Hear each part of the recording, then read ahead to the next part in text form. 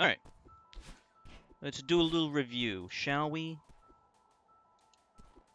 Alright, so this is Celeste, which is an amazing game. It is a action-based platforming game, which I love. I love platforming games of all kinds, but especially just pure action-focused platforming where the goal is just to jump on platforms and that's it. And this, along with Super Meat Boy and Endless Nigh, and of course Super Mario Bros. And Donkey Kong Country, and the list goes on, are some of the best that I've ever played.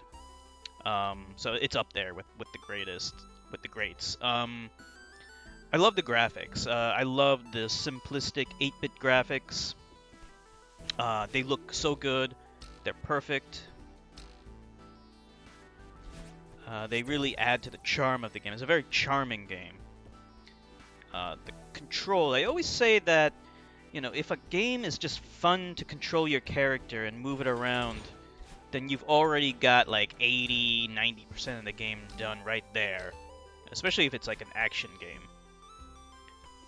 And, you know, especially, you know, if you're a speedrunner, that's really important. The controls, the abilities, the moves, the physics, everything just feels perfect.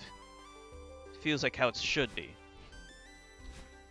So you got your jump up button, got this little boost button, and you can climb on things, but also, as you can see, each level has like a little extra thing in it to kind of spice up the platforming without bogging down the game with complex and overly confusing controls, you know? So they'll have like some kind of thing that's exclusive to the level that makes the platforming really fun and interesting. You know, stuff like that green thing which replenishes your jump ability. Usually you can only do one extra double jump, but then when you hit that thing it replenishes it so you can keep on doing it. It's not quite like a non-linear game. It is mostly linear, but there is a degree of exploration, which is really great. And it mostly is manifested in the form of these strawberries that you can collect. Unfortunately, at least for me, I wasn't really incentivized to collect strawberries that much, which is kind of unfortunate because some of them are really challenging to get, and that could be, you know, fun to add to the challenge. I guess they felt like they didn't want to make it too necessary to bog down the game for people who weren't interested in that, and so I can understand that logic. But other games, I think, were able to incentivize the collectible a little bit better, like Super Meat Boy. You could collect bandages in that, and that just unlocked more characters, and the Endless Nigh incentivized collecting tumors because they actually acted as your lives once you go to the future. This game, I think all they do is they just unlock a better ending, which is not really that important to me. But it's fine. It's just a minor thing, I think.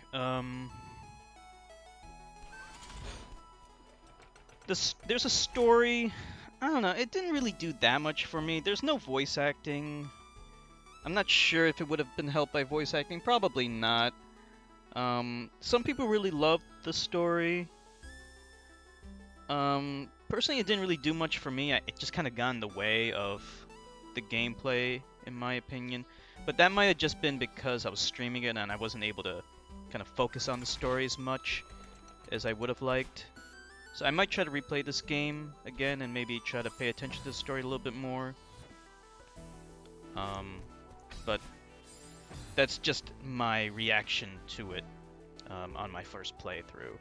That I didn't really think it added too much to it, but I could be wrong, and I shouldn't say I could be wrong. I could change my mind. Some of the chapters were better than others. Like the first chapter is of course brilliant. I think Chapter 5 was kind of dull. The chapter where you're in that haunted mansion wasn't as good. It was a little boring. But chapters 6 and 7 were really great. I think it ended really strong. So, it's alright though. I don't expect a game to maintain its momentum throughout the entire game.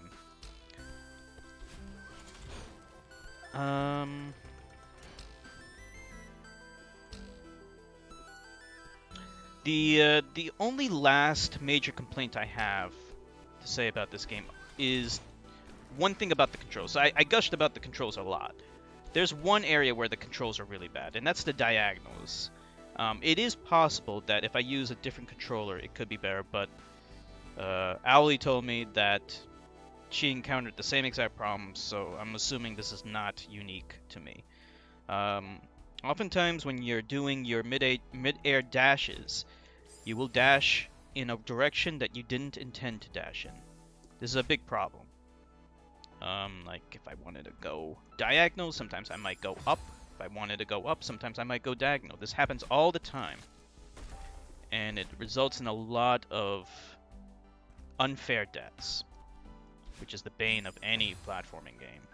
When you know it's not your fault that you died. It's just a matter of doing it again, but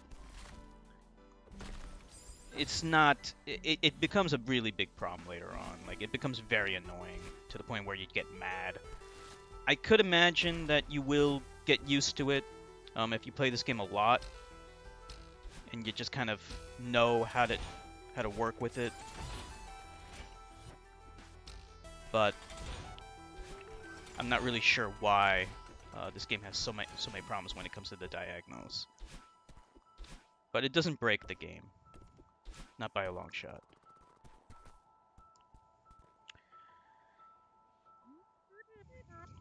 So, that's pretty much all I have to say. It's a wonderful game. I love the platforming. I love the mechanics. I love how each level has a different platforming mechanic to spice it up, like the cosmic brownie things where you can zip through them. I love how you can combine so many different platforming elements together to keep your jump combos up. Even though this game does not have a jump combo meter. I just love it. And I would love to play it again. And that's all I gotta say.